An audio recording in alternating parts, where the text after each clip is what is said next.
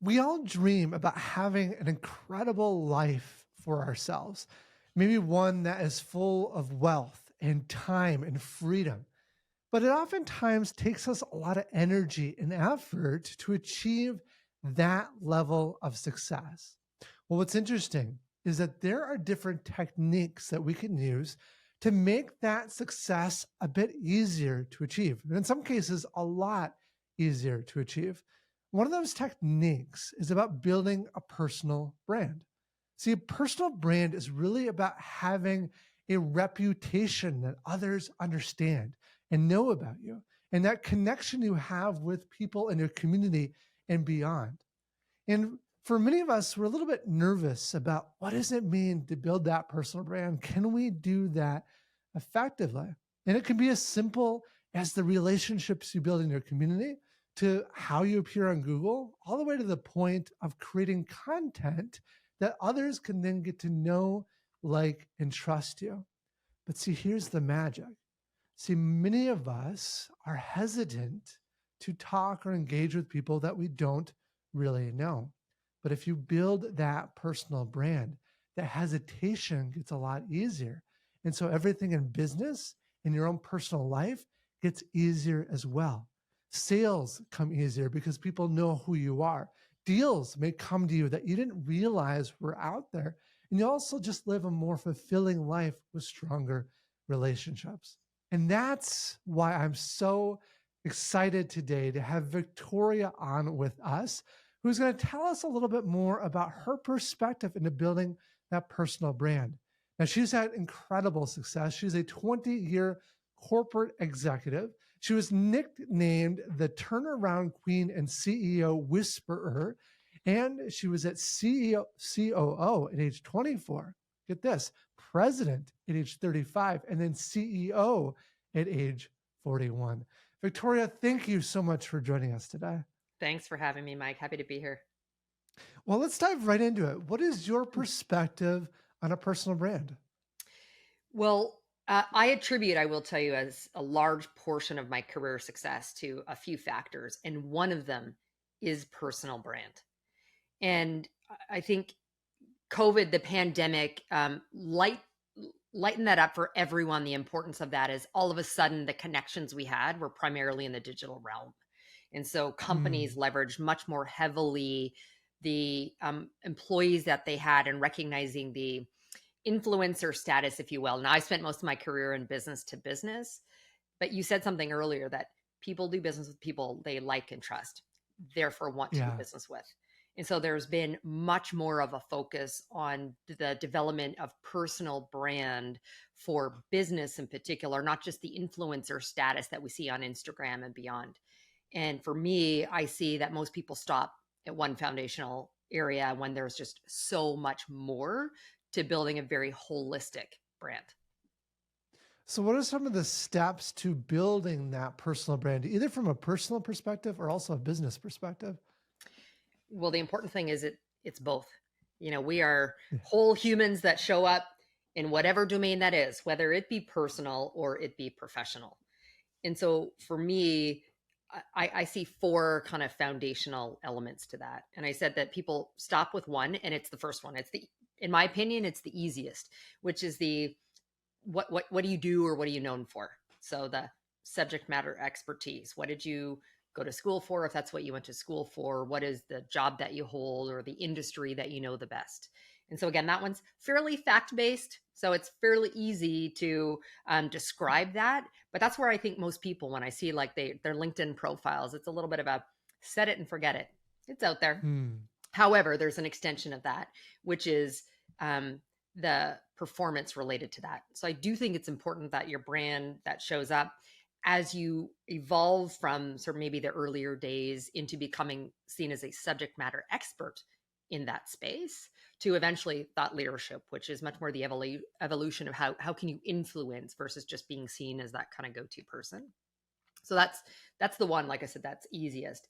But then the next one is where it gets harder. And this is that, interpersonal and the connection between personal and professional.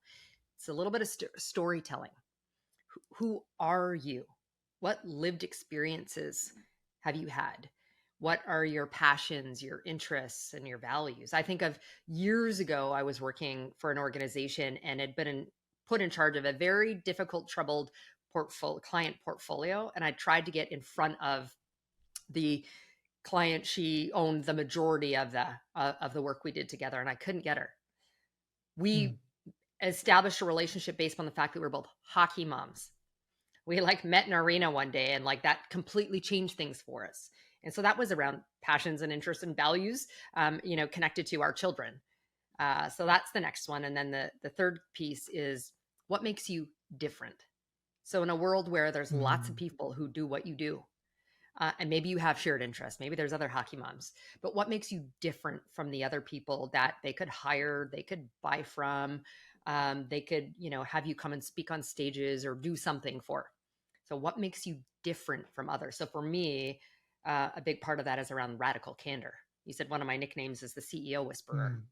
And that's because I've been a C-suite executive, but a lot of the work I do is in the B2B professional services space, and I'm working with CEOs, and I am radically candid, to coin from Kim Scott's book. And in that, and I don't tell them what they want to hear, I tell them what they need to hear. That makes me very Yeah. different from others that are in the like management consulting space out there. And then the last piece is around legacy and impact. What do you want to be known for? So for me, I have been highly successful in business. I've been a part of 18 mergers and acquisitions, but when I die, Oh. I don't want them talking about the sales and revenue and profit that I've driven and the turnarounds that I've done. I want them to talk about something very different. Who I was as a leader. I have a phrase I've coined in a book that talks about whole human leadership. I'm very focused on diversity, equity, inclusion. I've raised two very good human beings, and so I want to Mm. be known for those things and making sure that the people know the workplace, the community, and the world at large is a better place when I left than when I came into it. That's amazing. You mentioned something that was pretty interesting, and I found this for myself as well. You really want to understand how you are going to be different. And a lot of people may hear that and just kind of gloss over it. Yeah, I'll come up with a sentence or something. But there's a lot of work and energy into really identifying what that difference is. Do you have any tips or techniques to help people identify that? Uh, well, so I think a big part of it comes with incredible self awareness and reflection. Mm. And it's also really connected to who you are. So the who I am, and very much in particular, the values I hold, is also what makes me very different and how I choose to show up. So I share that very openly. So people know I'm incredibly values driven. I'm focused on doing the right thing. And I say no to things that don't align with that. And so that all comes through reflection. But the other thing is who's your target audience? Like Mm. one, why are you doing this? Why are you building a brand? Be clear on what the goals and objectives are for yourself. What audience do you want to follow you? And then when you look at that, also evaluate who are the competitors in your space? How do you stand out from them? And that should align. It needs to be incredibly authentic, but find the niche, find the differentiation as you're looking at others that sort of clutter the field you might be in. I love that, the authenticity of it all. Yeah, I've seen this many times over where people can just sniff it out. If you're not perfectly aligned with who you are and what you say you're doing, it just doesn't quite work. It's almost better in some cases if your North Star is a little bit different or weird or abnormal. That's actually better than to try to like conform to something you think your North Star should be. Have you seen people struggle with that balance? Oh, 100%. And honestly, Mike, I've had to make a pretty big pivot in who I was as a leader, but by extension, the brand that I had. I had a nickname in my early or mid 20s. So I became an executive very early, and I wasn't sure I belonged there. There was lots of fear and insecurity. It was a Mm. stretch role for me. I was 20 years younger than, the others who sat at the table. I was the only woman. And so for me, I showed up all business all the time. I'm not going to demonstrate that I have emotions, vulnerabilities, because I don't want anyone to see any weakness in that armor. And so I wasn't being my authentic self because my Mm. actual nickname from my best friend is the turtle. I have a Cool. very tough, it has nothing to do with my pace, but very tough exterior. I've dealt with significant adversity, trauma, and obstacles in my life, but I'm incredibly resilient. But inside all of that is this marshmallow, right? I cry at Humane Society commercials. So Mm. that was an inauthenticity in how I was showing up as a leader, but by extension, the brand that I built. And so I had to change that. And it was a lot easier. It's a lot easier for me. I don't have to remember who I said what or who I withheld something from. This is just Victoria in every realm in which you're going to meet me. Now, there's different things I show for different audiences. I'm a fitness fanatic and I have these funny tank tops that say sometimes inappropriate things on them. And I'll take a selfie and I'll put it on my personal Facebook or Instagram page. I don't put it on my LinkedIn page. However, I'm if that got out in that environment, I'd still be fine. That is Victoria. It's just the funny swear words or sayings that are on those shirts are just not the appropriate for the audience I'm trying to attract on my LinkedIn page. Yeah, that's so good. And so many people are afraid when they start posting stuff on social media or what have you, is what will people think when it goes out there? But it doesn't really matter. What really matters is, are you posting something that's authentic to you and that makes sense for that audience?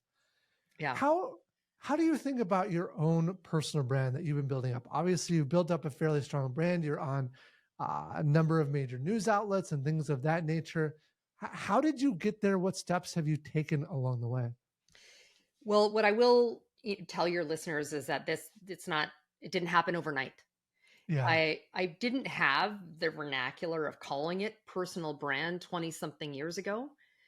It started because when I made a shift, so I worked in banking operations, and when I got recruited to be that COO, it was in a business to business environment where we're trying to win new business, we're responding to RFPs, and I realized I needed to create a differentiation for not the brand of the company itself alone. Our marketing team could take care of that, but the people that our prospects would be buying from. And so that's when it started. And so I've been developing mine for 20 something years. And as I just said, I had to make a pivot at some Oh. point and a course correction, but also the goals and objectives I had and the messages I shared evolved and changed to some extent as I gain more confidence in being my authentic self and sharing more and more of myself. And so for me, it's meant I am very clear on who I am. Going back to values, what do I stand for? I also in my life, I don't do things that don't bring me personal or professional joy or value. I say no, I Mm. delegate, I outsource. All of that I'm clear with. So that will show up in my brand. So I could very clearly articulate my personal brand and what I'm known for, and also what I want to be known for that I'm still attempting to accomplish. But then I'm incredibly consistent with that. So you're going to see me posting in places that the audience I want to attract and engage with me are. So my youngest one gives me heck for not being on Snapchat or TikTok. And I'm like, well, that's fine. But like, and I'm not saying actually some of my audience wouldn't be there, but I've made choices to be on the platforms in which I know most of my audience will engage with me on and that I'm most comfortable with. But I'm incredibly consistent. And it's not just, you said at the start of this, at the opening, also around the network you build.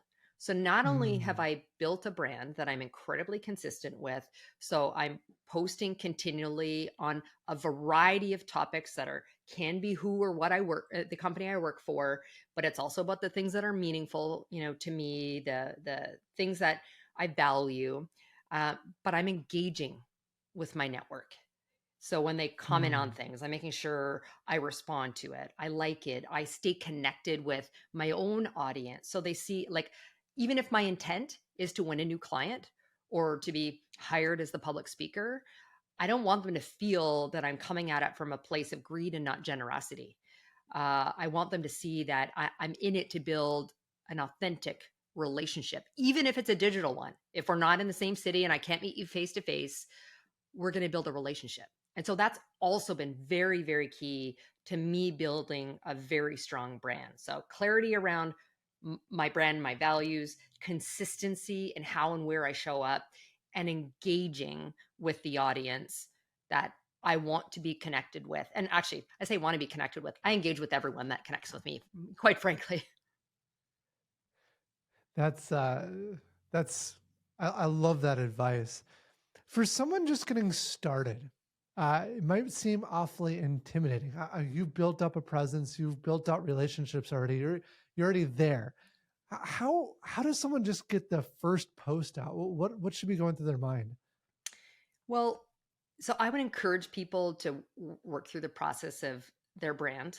Um, Goals and objectives, I do think, are really important. Like, why are you Mm. going to do this? So I had to tell my older son, 23, almost 24, as he was coming out of college, that he needed to get a LinkedIn profile.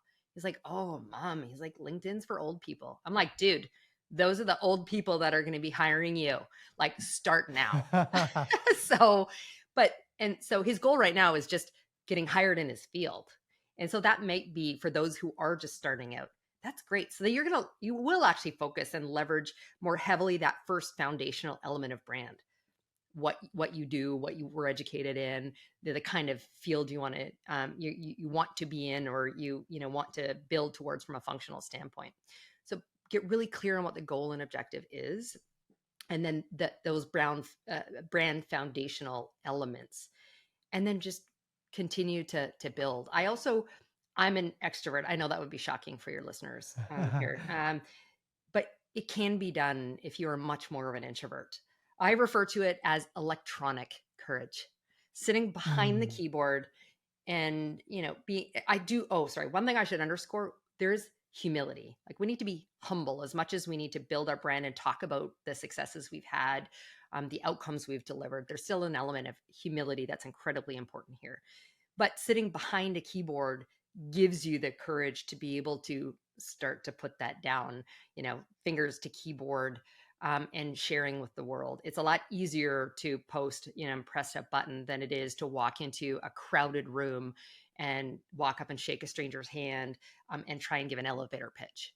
And so I think there's baby steps. And I will say, like, each time you do it, it gets easier. I actually wasn't this like extrovert that I am now. When I first moved into that B2B environment, the notion of making small talk and being that person who walked up to strangers, it scared me. Now, I'd been an actor, so like I was comfortable being on stage, but I was playing a part. Now this is Victoria, I'm walking there. And so I think that growth and development won't come if you don't step into the discomfort. So I'd say Mm. start, progress is one foot in front of the other, one step at a time. And eventually you'll find it gets much easier. Now it's innately in me. I'm an extreme extrovert, and it's like innate in me, so that I start conversations with strangers in elevators. Uh, and that's evolved over time. You're that person. No, No, I I love know, I know. that. um, yeah, that's you know, I remember my first post that I ever put out there, the very first one, I was just terrified to hit that submit button, just the submit button. And here's the crazy thing is those first messages, those first posts, nobody's reading them anyway, right? Right. Those are like your training ground to like get started and try things out. But because I did that first post and then the next one, and so on and so forth, eventually we grew to the point that LinkedIn actually contacted me. And for a little while, we were one of their top 11 influencers on the platform. But that would have never have happened unless you took the very first step in that progress. So that's amazing. Now, for those who have actually maybe done this now for a while, they've had some success, but now they want to take it to that next level, the level that you've been reaching, where now you're on TV shows. How do you even go about achieving that level of attention? There are many ways to go about it, from hiring a publicist. And I'm originally from Canada. You'll only hear that in a couple of words that I say. But when I moved back to the US, and so when I was in Canada, I was on a national news channel regularly on a weekend business segment. And when I moved back to the US after being gone for a number of years, I wasn't as well known. And so I actually hired a publicist initially just to help me rebuild my network in the media space. Now, that's on the Mm. far extreme, and it's also can be quite costly. But there's a lot of other ways that you can go about doing that. There are free tools, one called Help a Reporter Out, Hero, and you can sign up and you can get, regular emails or log into their platform on and where you are the subject matter expert. You can pitch them to be able to be considered and get named or quoted, in their article. You can also create proactive pitches directly going out to journalists when I don't know, for Black History Month.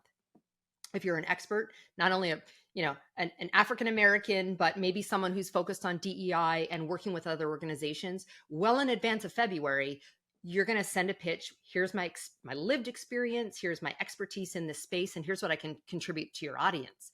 You can do that there or on any topic for that matter. And so that's all free. But it's also, I talked about consistency. And so becoming known as a thought leader is about continuing to not only publish your own posts and content. A lot of times I tell people, and particularly if you're not a great writer yourself, well, there's ChatGPT now, but you have the ability to share other people's content with your thoughts about it to demonstrate your subject matter expertise or thought leadership. And doing that brings it out to a broader audience. Who you tag in messages gets access to some of their networks as well. So there's very easy ways to do it, both with no cost or low cost, all the way up to actually hiring a publicist. And you might choose to do that. In my case, it was only for a 2-month time frame until I had established and I could build it into my speaker reel, some of the US media work. Or it can be if you've got a book that's launching or something, there might be targeted times that you choose to do that. Yeah, one technique that I found really useful is get out there and get on podcasts because it's a great way to build your own skill set, your ability to be interviewed. It's a low risk kind of environment. And you might ask, how in the world can I do that? There are places, there's tools online like Podmatch that you can sign up for, get matched. You do have to do a little bit of pitching, but it's a very high probability that you can start getting yourself on podcasts, get comfortable with that space. Then once you move over to the TV realm, and what's really interesting there, I've got a number of reporter friends, and they get 300 to 500 emails a day, or in one case, it's an hour. It's insane.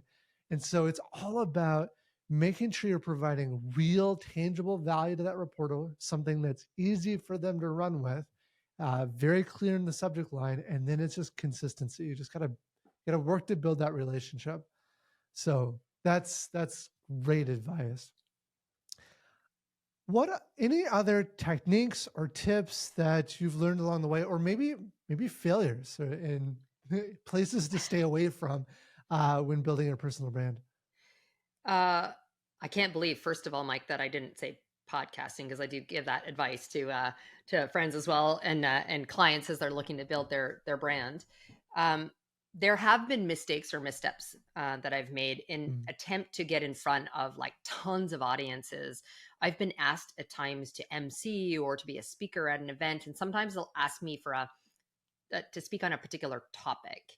I've spent many years in the technology space, and I mean, in this instance, I almost made the misstep. I was asked, I think I was working at IBM at the time, if I would speak at an AI conference. And initially it was going to be MC it. That's very different. And that I can do not with my eyes closed. There's lots of prep still required for that. But that's very different than delivering a keynote on the subject of AI, for which I am not of subject matter expertise. But I've seen Yeah, many people no. make that mistake. So I actually had to say no. I'd love to get in front of that audience. I'm sure my employer IBM would have loved for me to do it as well, but I'm like, that will actually likely hurt my brand. And so I tell Mm. that I've seen many people make that mistake. And so my advice contrary to that is engage in places and on topics that you do deeply know and understand. So for me, I have actually 5 keynotes that I deliver a majority of the time. And sometimes I'll pull from bits and pieces from others, but it's always the content I know incredibly well. I don't need to look down generally at the comfort screen that's down there for any notes. I know it's my story, it's the content I am comfortable speaking on. And so that would be particularly when you're starting out. I mean, I'm now incredibly comfortable. I mean, media, you never know where the reporter might take you and they'll ask you a question. And so I'm very good at off the cuff, but you need to build to that. So speak to what you know well, you've got, comfort in, and before you put yourself in places that might be the audience you want to attract, but you could actually hurt or damage your brand by not being confident with the content. Awesome. Victoria, this has been just a great conversation. How can people learn more about you and maybe share a little bit about the services you typically provide? So I do think I've done a great job of brands. If you Google me, I'm majority of like the first 10 pages. But I have Awesome. a personal website, which is victoria-pelletier.com.